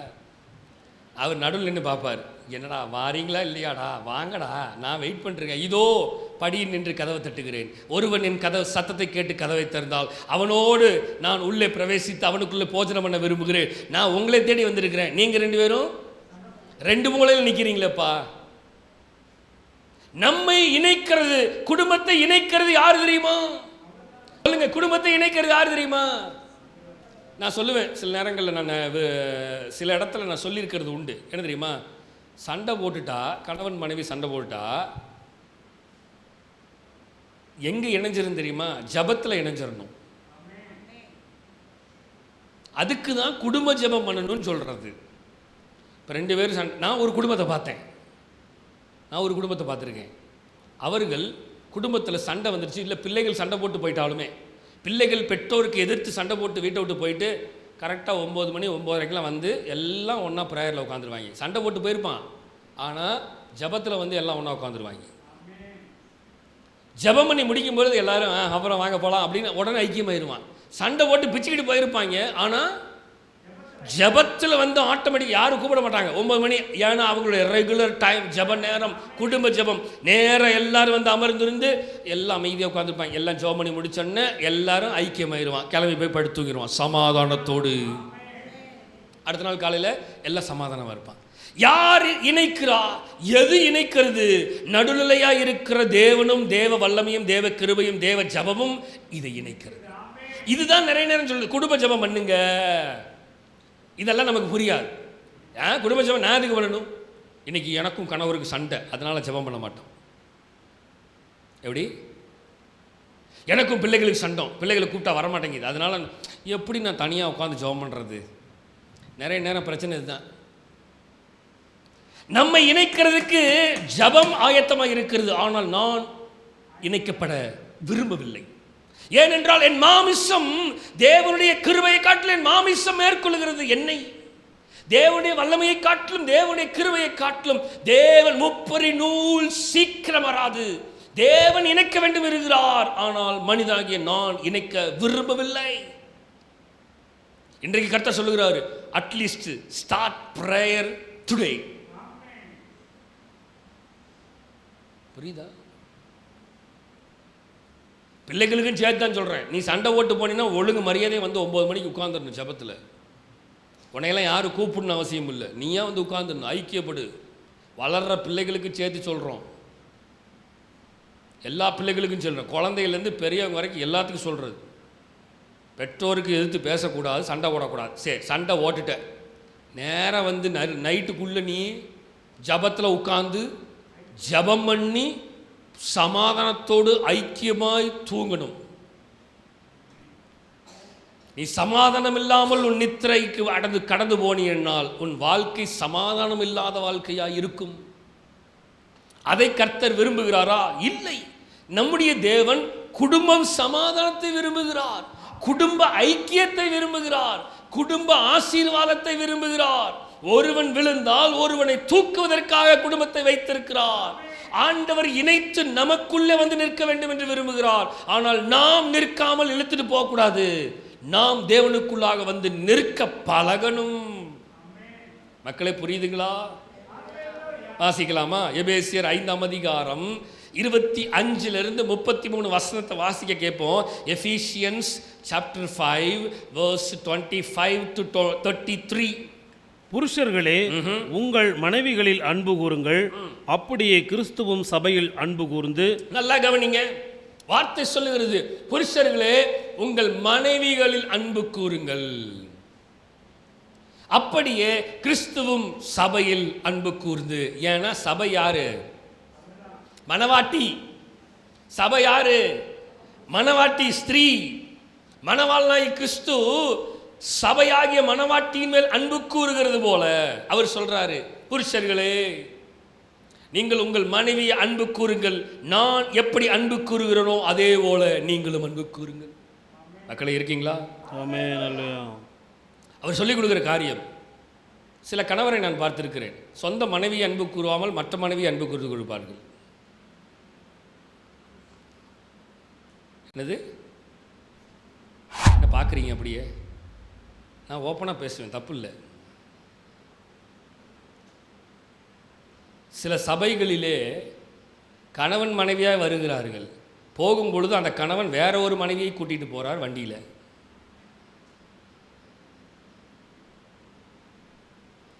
என்னை பார்க்காதீங்க குறுகுறுன்னு, நான் நடந்த விஷயத்தை சொல்கிறேன். நீங்கள் என்னமோ நான் என்னமோ சொல்கிறேங்கிற மாதிரி என்னையே தப்பாக பார்க்குற மாதிரி இருக்குது. நடந்து கொண்டு இருக்கிற விஷயம். சில ஊழியர்கள் அவ்வளோ வேதனையாக என்கிட்ட பகிர்ந்து கொள்ளுகிறதை பார்க்கும் பொழுது கடினமாக இருக்கும். வரும் பொழுது கணவன் மனைவியாக வருகிறார்கள், போகும்போது அந்த அம்மா சர்ச்சில் இருக்குது, அவர் வேற அம்மாவை கூட்டிகிட்டு போகிறாரு. என்னடா அது? வசனம் சொல்லுது, உன் மனைவியை நீ அன்பு கூறு. சிலர்லாம் சொந்த மனைவி கிட்ட அன்பு கூற தெரில, மற்ற மனைவி கிட்டலாம் சிஸ்டர் நல்லா இருக்கீங்களா? ஒரு சர்ச்சில் நடந்த விஷயம். ஒரு அம்மா கிட்ட போய் சர்ச்சில் இருக்கிற ஒரு சகோதரர், சிஸ்டர் நல்லா இருக்கீங்களா, இன்றைக்கி உங்கள் புடவை நல்லா இருக்குது அப்படின்ட்டார். அந்த அம்மா நேராக போய் அந்த கணவனுடைய மனைவிட்ட போய், சிஸ்டர் உங்கள் புருஷனை ஒழுங்கு மரியாதை இருக்கு சொல்லுங்கள், அவர் எங்கிட்ட வந்து என் புடவை நல்லா இருக்குன்னு சொல்கிறார். நான் பொய் சொல்லவில்லை, பலிபீடத்திலிருந்து தான் சொல்கிறேன், நடந்தவைகளை சொல்லி கொண்டு இருக்கிறேன். சிஸ்டர் சொல்லி வைங்க, இல்லைன்னா உங்கள் புருஷனை சர்ச்சிலேயே பொழந்துருவேன் பார்த்துக்கோங்க அப்படின்னு அந்த அம்மா சொல்லிட்டு போகுது. மக்களே, ஏன் தெரியுமா? மனைவியை கண்டடைகிறவன் நன்மையை கண்டடைகிறான். அந்த அம்மா கிட்ட போனவே ஒரு அப்படிங்குது. அதனால அவர் வேற ஒருத்தர்கிட்ட போறார். பிரச்சனை அங்கே தான் இருக்கு. அவர் உருன்னு இருக்கிறதுக்கு காரணம் அந்தம்மா உருன்னு இருக்குது. அந்தம்மா கொஞ்சம் அமைதியாக இருந்துச்சுன்னா அவர் கொஞ்சம் அமைதியாக இருப்பார். அந்தம்மா அமைதியாக இருக்கிற நேரத்தில் அமைதியாக இல்லாமல், கோவப்பட வேண்டிய நேரத்தில் கோவப்படாமல் உள்டாவாக அடிக்குது. அதனால இவர் நம்ம மனைவி செட் ஆகாது. அந்த சகோதரி சிரிச்சுக்கிட்டே இருக்காங்க, அவங்கக்கிட்ட அப்ரோச் பண்ணிடுவோம்.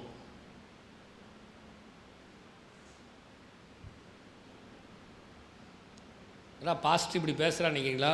கணவன் மனைவிக்கு பேசுகிறேன், இப்படி தான் பேசுவேன். ஒழுங்காக இருக்கணும்.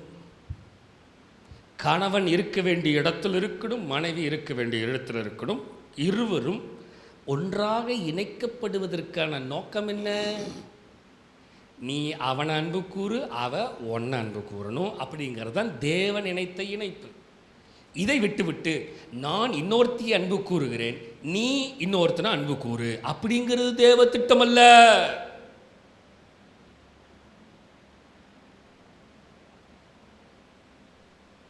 பிள்ளைகளுக்கு சொல்லுகிறேன், உன் கண் பார்க்கிறவள் எல்லாம் நல்லவளாக தான் தெரியுமா? பார்க்கும்போது இவன் நல்லா இருப்பாளோ, இவன் ட்ரெஸ் நல்லா இருக்கே, அவள் அழகாக இருக்காளே, அது இல்லை தேவ திட்டம். நீ உட்காந்து ஜெபம் பண்ணு, உனக்கு அழகானவளை கர்த்தர் தருவார். பிள்ளைகளுக்கு சொல்கிறேன், உனக்கு அழகானவனை கர்த்தர் தருவார்.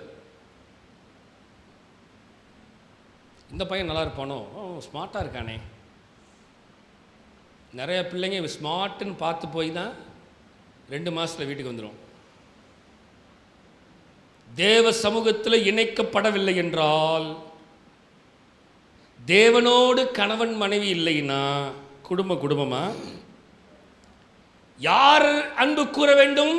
புருஷனே உன் மனைவி அன்பு கூறு. எப்படின்னு அவர் தெளிவாக சொல்றார். நான் மணவாளனாய் இருந்து மணவாட்டியாகிய சபையின் மேலே அன்பு கூறுகிறது போல நீ சொல்லுங்க, எங்க அன்பு கூறணும்? எஸ், வாசிக்கலாம் அடுத்த வசனம். தாம் அதை திருவசனத்தை கொண்டு தண்ணீர் முழுக்கினால் சுத்திகரித்து பரிசுத்தமாக்குறதற்கு. நல்ல கவனிங்க. தாம் அதை எதை இந்த குடும்பத்தை எதன் மூலமாக? திருவசனத்தை கொண்டு தண்ணீர் முழுக்கினாலே சுத்திகரித்து. பார்த்தீங்களா? குடும்பத்தை கிளென்ஸ் பண்றாரு.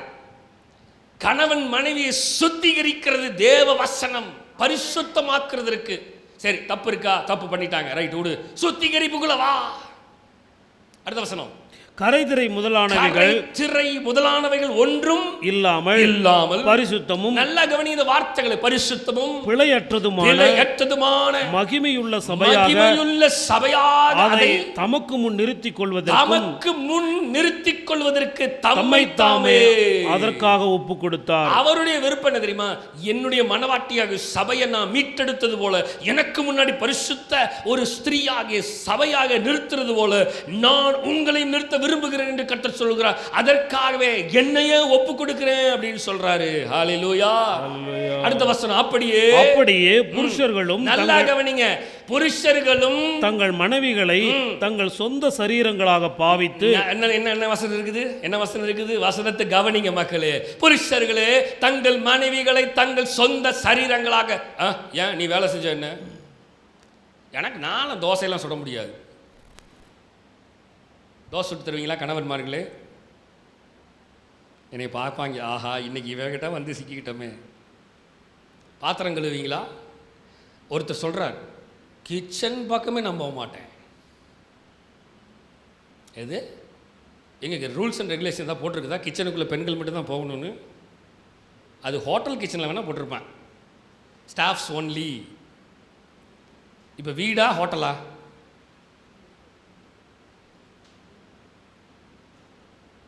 என்னங்க என்னையவே பார்க்குறீங்க? வீடா ஹோட்டலா? வீடு, ரெஸ்டாரண்ட் கிடையாது. உட்கார்ந்த இடத்துல நம்ம தட்டை, சாப்பிட்ட தட்டை அப்படியே வச்சுட்டு எந்திரிச்சு வர்றதுக்கு it's not a restaurant, it's not a hotel, it's my home. நான் சாப்பிட்டு தட்டை எடுத்து போய் கழுவணும். சிலர்லாம் இந்த கழுவுற வேலை நமக்கு ஆகாதுங்க. என்னதுங்க? சரிங்க, மனைவி படுத்துருவாங்க, அப்புறம் நீங்கள் தாங்க கழுவணும்.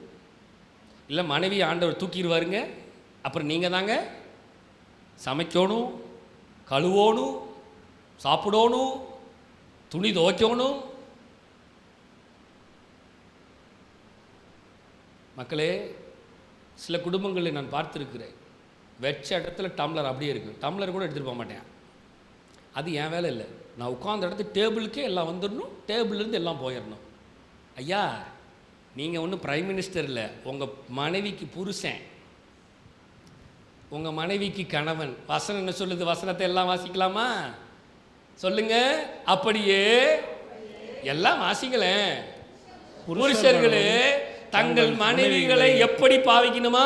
தங்கள் சொந்த சரீரங்களாக பாவித்து அவர்களில் அன்பு கூற வேண்டும். சரி, அன்பு கூர்ந்தா என்ன செய்யணும்? எல்லாமே செய்யணும்.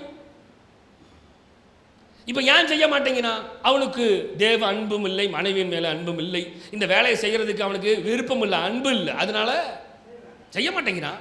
அடுத்தது, தன் மனைவியில் அன்பு கூறுகிறவன் தன்னில் தான். அடேங்கப்பா, அருமடா! ஆண்டவர் எவ்வளவு அழகா சொல்றா பாருங்க. உன் மனைவியை நீ அன்பு கூறுதினா நீ ஒன்னையே நீ அன்பு கூறுகிற மாதிரி. இதெல்லாம் நிறைய வீட்டில் பார்க்க முடியல. எப்படி சொல்லுங்க? என்னங்க அமைதியாவே இருக்கீங்க? இன்னைக்கு சத்தமே வர மாட்டேங்குது. சிலர்லாம் என்னை ஒரு மாதிரி தான் பார்க்குறீங்க. இன்னைக்கு என்ன சம்பந்தமே இல்லாமல் பாஸ்டர் இதெல்லாம் பேசிட்டு இருக்காரு. ஆவியானவர் பேச சொல்றாரு, பேசுகிறேன். இந்த செய்தி நான் எடுத்து 1 மாதம் ஆச்சுங்க, நேற்று எடுக்கலைங்க. ஆவியானவர் எனக்கு 1 மாதத்துக்கு முன்னாடி எடுத்து வச்சுட்டாரு. அடுத்த வாரம் பேச போகிற செய்தியை நான் 1 மாதத்துக்கு முன்னாடி எடுத்துட்டேங்க. நான் ஏற்கனவே சொல்லிட்டேன், ஆவியானவர் இப்பெல்லாம் என்கிட்ட பேசலை, ஏற்கனவே பேசி முடிச்சிட்டார். ஆவியானவர் பேச விரும்புகிறார். இது சபை, இது தேவனால் பிரித்தெடுக்கப்பட்ட குடும்பம், இது தேவனுக்குள்ளாக வளருகிற ஆவிக்குரிய குடும்பம். ஆவிக்குரிய குடும்பம் எப்படி இருக்க வேண்டும் என்று தேவன் நம்மோடு பேசிக் கொண்டிருக்கிறார். இது உலகத்தை பற்றி ஆண்டவர் பேசல. சபைக்குள்ள, என் மனவாட்டிக்குள்ள இருக்கிற மனவாட்டி எப்படி இருக்குன்னு ஆண்டவர் பேச விரும்புகிறார். புரிஞ்சுது என்னன்னு? நான் மனவாளனாக இருந்து என் மனவாட்டிக்குள்ளே இருக்கிற மனவாட்டிக்குள்ளே, சபையாகிய மனவாட்டிக்குள்ளே இருக்கிற சபை, நானே சபை, அந்த சபை, அந்த மனவாட்டி எப்படி மணவாளனுக்கு பிரியமாக இருக்க வேண்டும், மணவாளனுக்கு பிரியமாக இருக்க வேண்டும் என்று சொல்லி கற்றுக் கொடுத்து கொண்டிருக்கிறார். அல்லேலூயா. அடுத்த வசனம் 30:29. தன் சொந்த மாம்சத்தை பகைத்த, நல்ல கவனிங்க, தன் சொந்த மாம்சத்தை பகைத்தவன் ஒருவனும் இல்லையே. கர்த்தர் சபையை போஷித்து காப்பாற்றுகிறார். வார்த்தையை, கர்த்தர் மனவாட்டியாகிய சபையை போஷித்து காப்பாற்றுகிறது போல ஒருவனும் தன் மாம்சத்தை போஷித்து காப்பாற்றுகிறான். நாம் அவருடைய சரீரத்தின் அவயங்களாயும்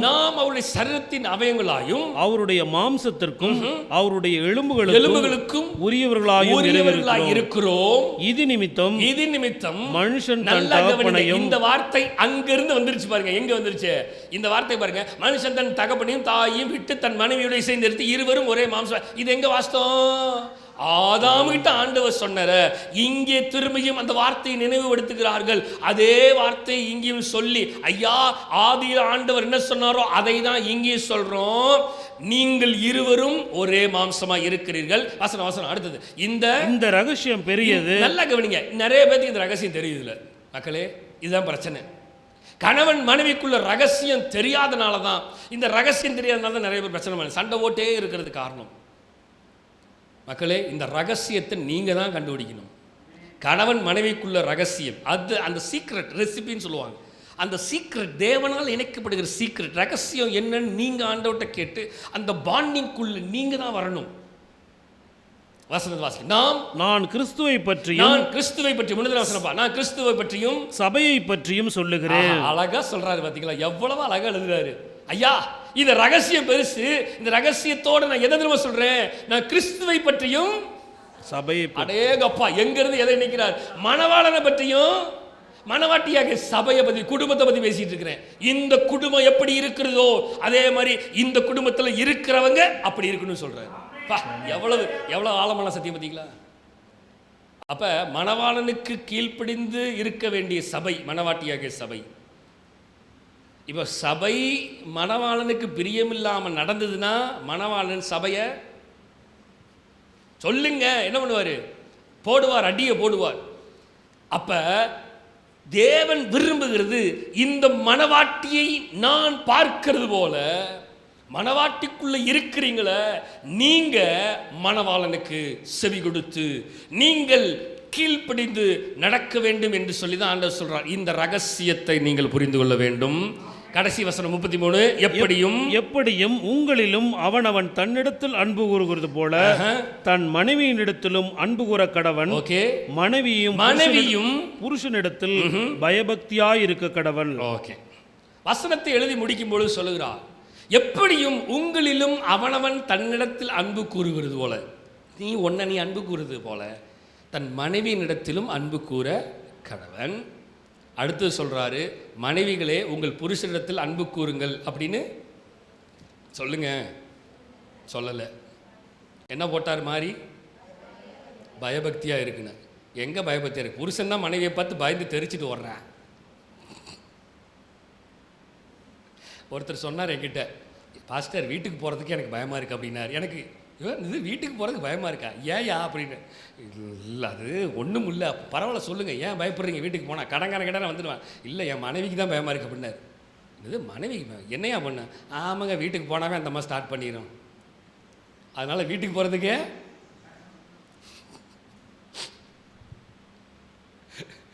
யாருக்கு பயப்படுறானோ இல்லையோ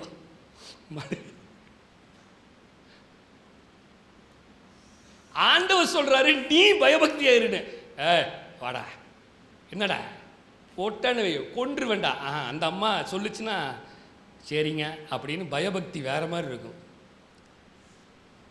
நான் காந்திகிராமத்தில் இருக்கும் பொழுது பாஸ்டர் நிறைய சொல்றாரு, நிறைய இருக்குது. ஒரு டிராஃபிக் போலீஸ் நல்ல குண்டாக இருப்பார். அவர் அப்படின்னாருன்னா பறந்துருவாங்க எல்லாம். அப்படின்ட்டு மீசையெல்லாம் இவ்வளோ பெருசு வச்சிருவார். மீசை பெருசாக வச்சுருந்தா நீ பெரிய ஆளா அப்படிங்கிற மாதிரி பயங்கரமாக வந்து வண்டி நிறுத்தி வீட்டுக்குள்ளே படி ஏறணுன்னு டமார் டுமார் சத்தம் கேட்கும். என்னடா சத்தம் கேட்குது? ஒரு நாள் என் ஜூனியர் பசங்களை கூப்பிட்டு, டே தம்பி என்னடா வீட்டுக்குள்ளே போனோன்னா அடித்தடி பயங்கரமாக இருக்குது. அது வேற ஒன்றும் இல்லைனே, அவர் வெளியில் மட்டும்தான் போலீஸு, வீட்டுக்குள்ளே போனால் அந்தம்மா போலீஸாக மாறிடும், அவர் அடித்து பறக்க விடும். என்னது பறக்க விடுமா? ஆமாண்ணே, நீங்கள் பார்த்தது இல்லையா? ஒரு நாள் வெளியில் வருவாங்க பாருங்கள், அடிதடி பார்ப்பீங்க. அப்படி நான் என்னடா சொல்கிறீங்க? இந்த அப்பார்ட்மெண்ட்டில் நடந்தது, பொய்யே சொல்லலை, உண்மையை தான் சொல்கிறேன். ஒரு நாள் நாங்கள் விளாண்டுட்டு இருந்தோம், நான் சொல்கிறது ஒரு 10 வருஷத்துக்கு முன்னாடி விளாண்டுட்டு இருக்கும்போது இதே மாதிரி வந்தார். மீசையை பெருசாக வச்சுட்டு புட்டு புட்டு புட்டுன்னு வந்து வண்டியை நிறுத்தினார். மேலே ஏறணும்னு டம்முன்னு ஐயோன்னு ஒடியாடுறாரு. அந்த பசங்க விட்டு அண்ணா பாருங்க அப்படின்னாரு. என்னடா பசங்களும் அந்த அம்மாவும் சேர்ந்து அவரை பறக்க விட்டுட்டு இருக்கிறாங்க அந்த ஆளை.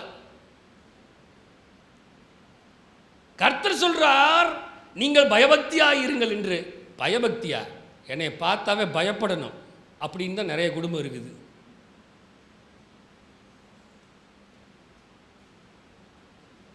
நாம் அப்படி இருக்கக்கூடாது.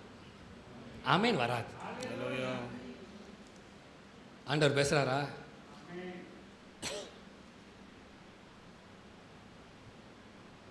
என்ன வந்தாலும் எது நடந்தாலும் அப்பாவை ஸ்தோத்தரிப்பே. என்ன வந்தாலும் எது நடந்தாலும் அப்பாவை ஸ்தோத்தரிப்பே. வசனம் சொல்லுகிறது, கொலோசியர் 3ஆம் அதிகாரம் 18-19 சொல்லுகிறது, மனைவிகளே கர்த்தருக்கு ஏற்றபடி உங்கள் புருஷருக்கு கீழ்ப்படியுங்கள். மக்களே, மனைவிமார்களே, ஸ்திரீகளே, உங்கள் புருஷருக்கு கீழ்ப்படுகிறீர்களா? இன்றைக்கு கர்த்தர் உங்களை பார்த்து கேட்கிறார்.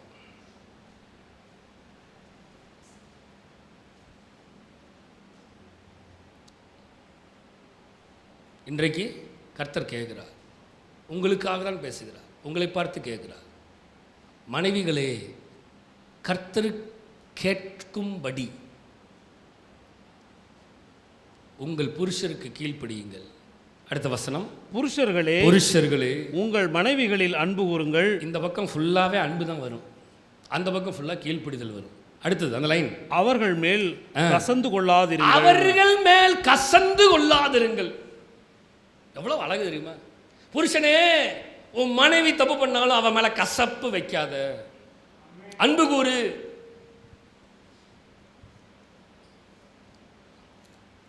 ஒரு விஷயத்தை ஒரு ஆர்டிக்கல்ல நான் பார்த்தேன், என் இருதயத்தை மிகவும் பாதிப்பை ஏற்படுத்தின ஒரு விஷயம்.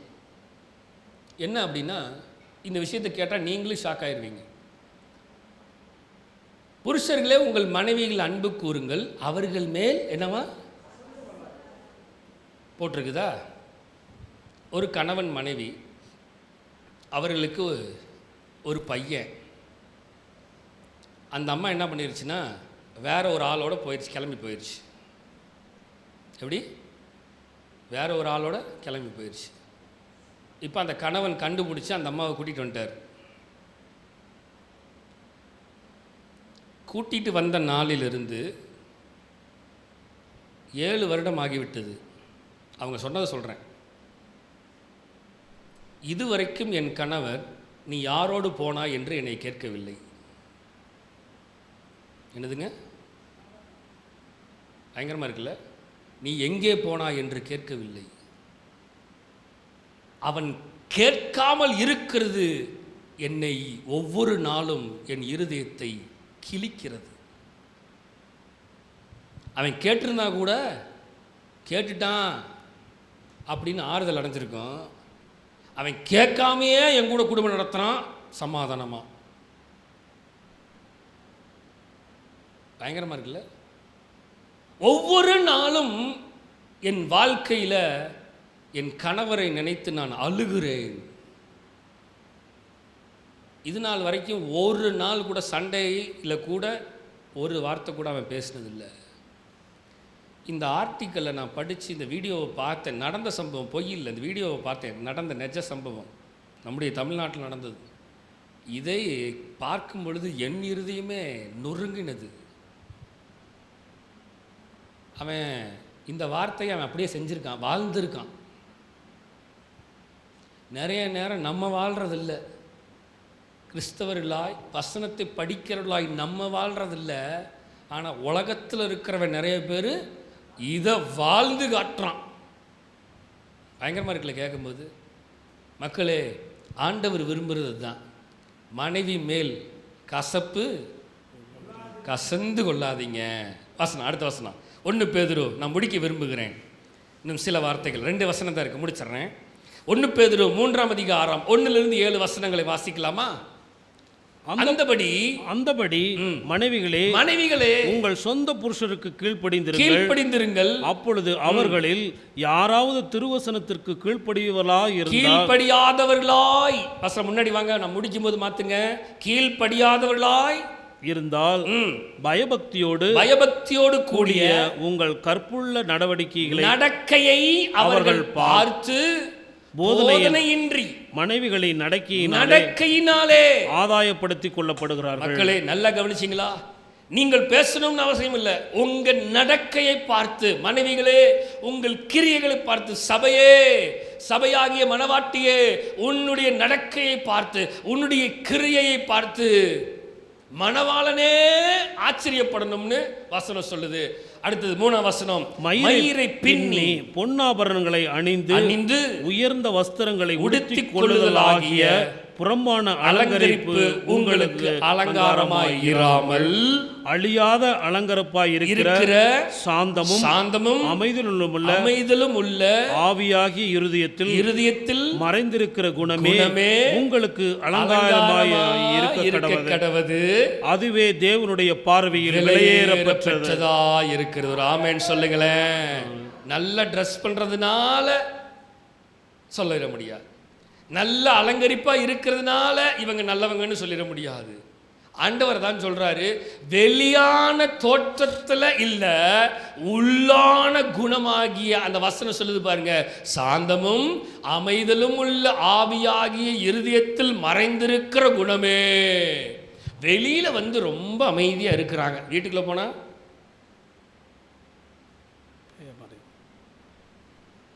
வெளியில பார்க்கறதுக்கு ரொம்ப அமைதியா இருக்காங்க, உள்ளுக்குள்ள போனா ஆண்டவர் சொல்றாரு வெளியிலும் சரி உள்ள, உள்ளன்னா வீட்டுக்குள்ள, உள்ள இந்த வீட்டுக்குள்ள மறைந்திருக்கிற குணமாகிய சாந்தமும்.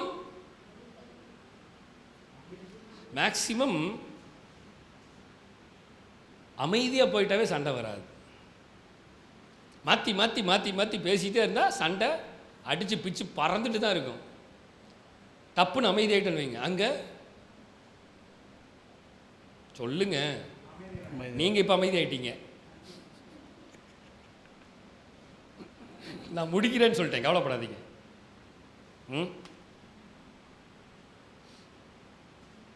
தேவன் விரும்புகிற இந்த கணவன் மனைவியுடைய ஆசீர்வாதத்துக்கு மிக முக்கியமான பங்கு என்ன தெரியுமா? அமைதி, சாந்தம், உள்ளே அடங்கியிருக்கிற இருதயமாக்கிய உள்ளான குணமே. இது மனுஷனுடைய பார்வையில் இல்லை, யார் பார்வையில்? தேவனுடைய பார்வை. தேவ பார்வையில் இதுதான் விலையேறப்பட்டதா இருக்கு.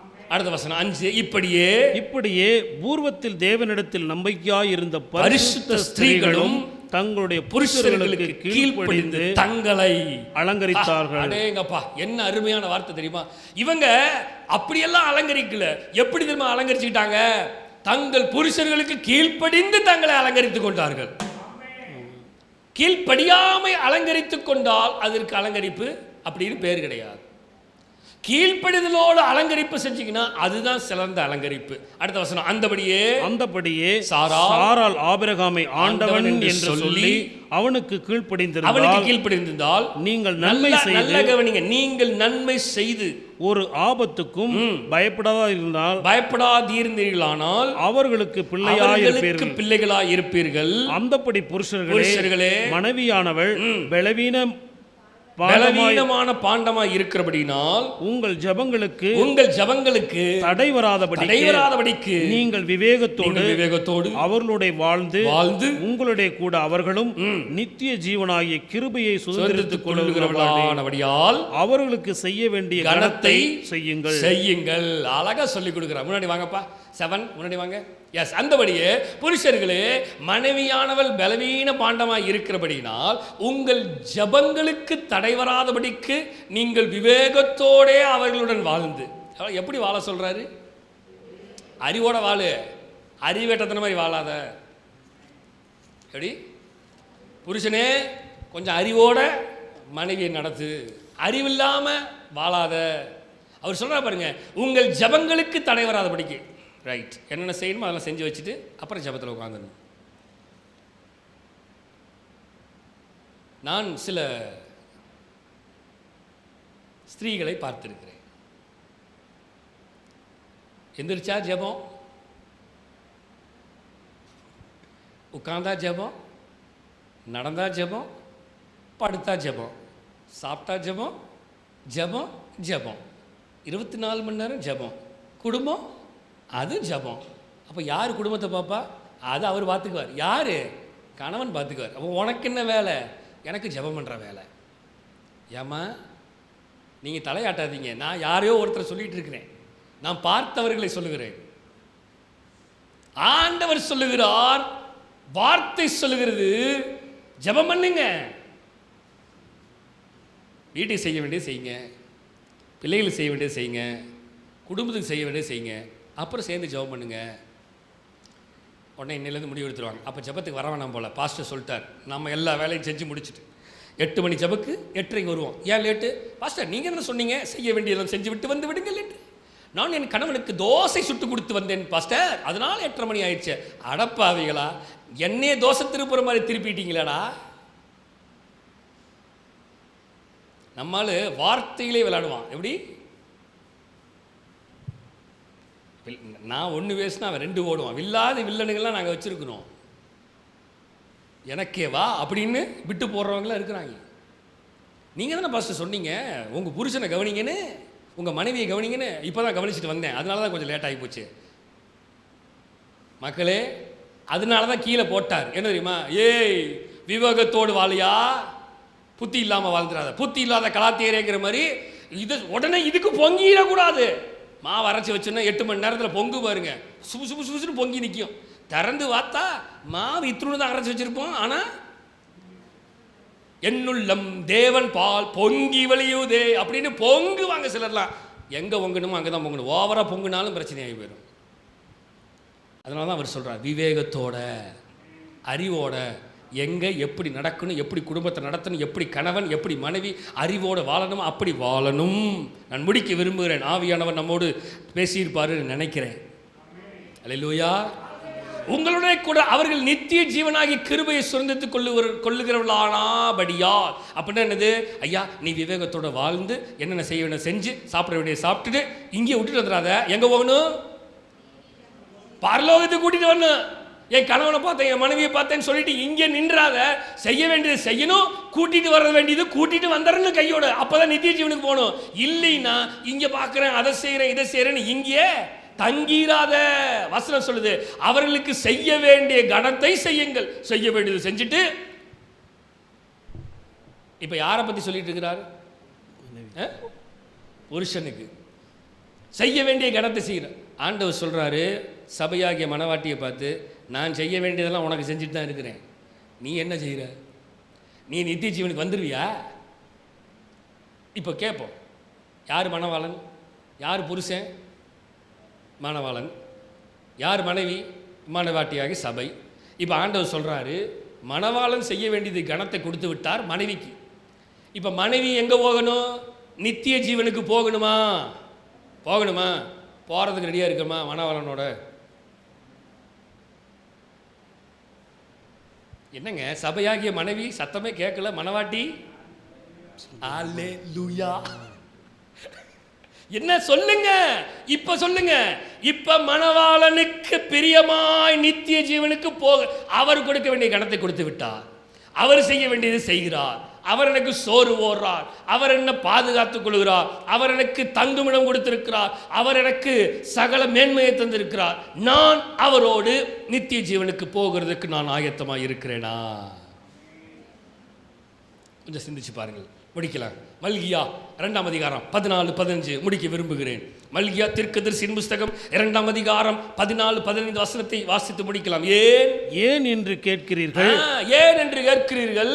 கர்த்தர் உனக்கும் உன் இளவயதின் மனைவிக்கும் சாட்சியாய் இருக்கிறார். உன் தோழியும் உன் உடன்படிக்கையின் மனைவியாகிய அவளுக்கு நீ துரோகம் பண்ணினாயே. அவளுக்கு நீ துரோகம் பண்ணினாயே. சொல்லுங்க. அவர் ஒருவனை அல்லவா படைத்தார்? அவர் ஒருவனை அல்லவா படைத்தார்? ஆவி அவரிடத்தில் பரிபூர்ணமாய் இருந்ததே. பின்ன ஏன் ஒருவனை படைத்தார்? தேவ பக்தி உள்ள சந்ததியை பெரும்படிதானே. ஆகையால் ஒருவனும் தன் இளவயதின் மனைவிக்கு துரோகம் பண்ணாதபடிக்கு உங்கள் ஆவியை குறித்து எச்சரிக்கையாயிருங்கள் என்று வசனம் சொல்லுகிறது. முன்னாடி வாங்கப்பா. போது 12ஆம் வசனம் சொல்லுகிறது, தேவன் பாருங்க, தேவ பக்தி உள்ள சந்ததியை பெரும்படிதானே கணவனை மனைவி இழைத்தாரு. கர்த்தர் உங்களையும் மனைவியும் கணவன் மனைவியும் இணைத்தது காரணம் என்ன தெரியுமா? அடுத்த சந்ததி என்ன சந்ததி? தேவ பக்தி உள்ள சந்ததியை பெற்றெடுத்திருக்கிறீங்க அப்படின்னு உருவாக்குறதுக்கு தான் கர்த்தர் உங்களை இணைச்சார். அப்போ நம்ம பிள்ளைகள் தேவ பக்தி உள்ள சந்ததிக்கு பிள்ளைகளாக இருக்கணும். நான் முடிக்க விரும்புகிறேன். என்னதுங்க? தேவ பக்தி உள்ள சந்ததியை பெற்றெடுக்கும்படியாக தான் கர்த்தர் இணைத்தார். நாம் தேவ பக்தி உள்ள சந்ததியை பெற்று இருக்கிறோமா? தேவனுக்கு கீழ்ப்படுகிற பிள்ளைகளாக இருக்கணும். தேவனுடைய வார்த்தைக்கு வளருகிற பிள்ளைகளாக இருக்கணும். இந்த சந்ததி இதோடு நிற்க போகிறதில்ல. இன்னைக்கு கணவன் மனைவி, நாளைக்கு நம்முடைய பிள்ளைகள், அடுத்த தலைமுறை, இது நித்தமாய் போய்கொண்டே தான் இருக்கும். அப்போ இந்த சந்ததியை கர்த்தர் சொல்லுகிறார், இது தேவ பக்தி உள்ள சந்ததி. அடுத்த சந்ததியை பார்த்து ஆண்டவர் சொல்லுவார், இது சொல்லுங்க. அடுத்த சந்ததியை பெற்றெடுக்கும் பொழுது ஆண்டவர் சொல்றாரு, நீ தேவ பக்தி உள்ள சந்ததியை பெற்றெடுத்திருக்கிறியா? அடுத்த சந்ததியை பார்த்து ஆண்டவர் கேட்பாரு. ஆபிரகாமை பார்த்து ஆண்டவர் கேட்கிறார், எப்பா நீ அருமையான மகனை பெற்றெடுத்திருக்கிற. யார? ஈசாக்கு. ஈசாக்கை பார்த்து கேட்பார், நீயே அருமையான பிள்ளைகள், அருமையான மகன் அல்லவோ, எனக்கு பிரியமான பிள்ளை அல்லவோ, அருமையான மகன் அல்லவோ, எனக்கு பிரியமான பிள்ளை அல்லவோ, உன்னை என்றும் நினைக்கின்றே, நான் என்றும் நினைக்கின்றே, உனக்காக என் இதயம் ஏங்குகின்றது, உனக்காக என் இதயம் ஏங்குகின்றது. யாக்கோவே சொல்லுங்க, நீ வேறொன்று வா, யாக்கோவே நீ வேறொன்று சொல்லுங்க, என் மகனே சொல்லுங்க, யாக்கோவே பூத்து குலுங்குவ, பூத்து குலுங்கிடுவா, காய்த்து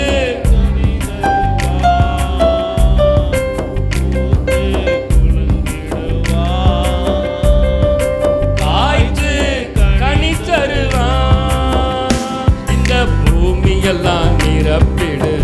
சொல்லுங்க, இந்த பூமியெல்லாம்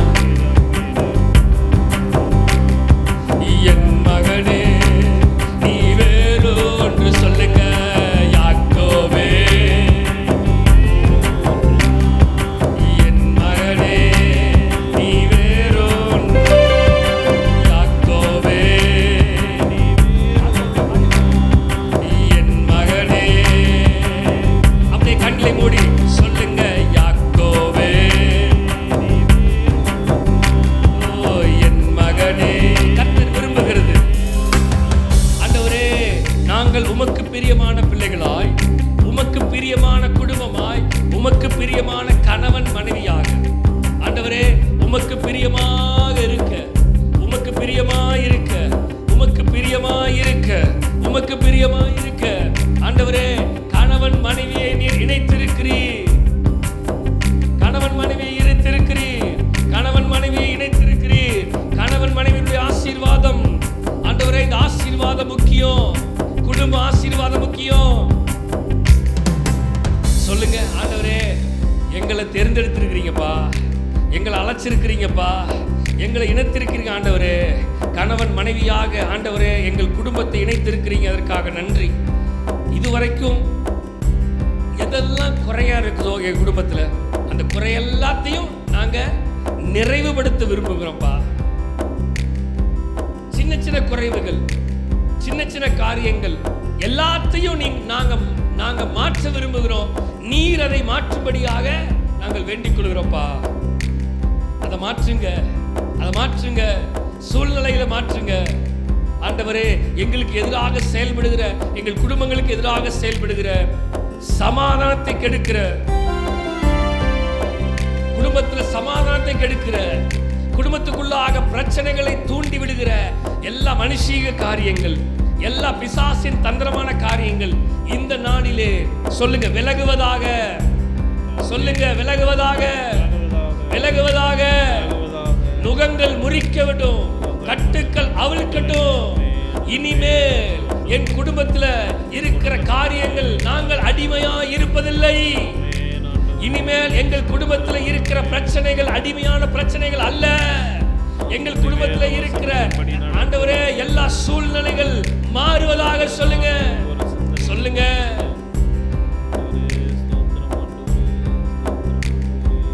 என் மகனே நீ வேறொன்று வா, என் மகனே நீ வேறொன்று வா, என் மகனே வேறொன்று வா. சொல்லுங்க, யாக்கோவே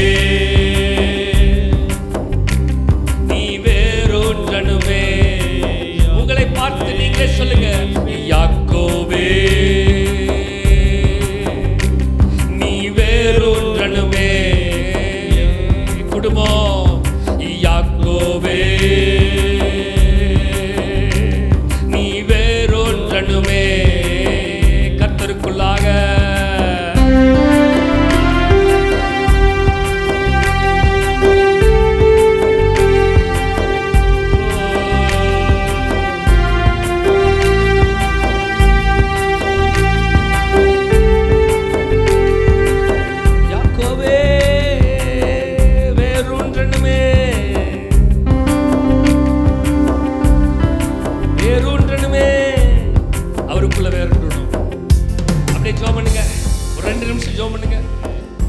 கர்த்தருக்குள்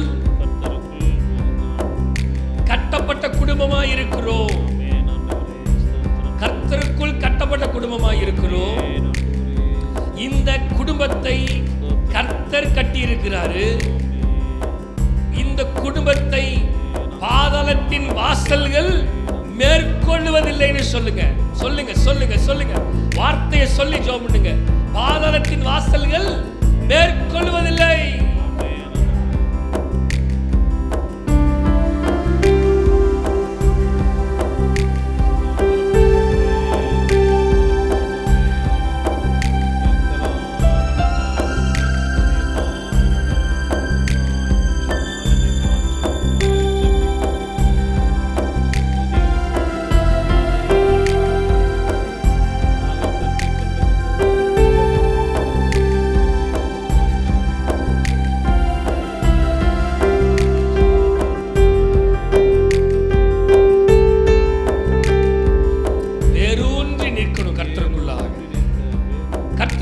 வேரூன்றி நிற்கணும்.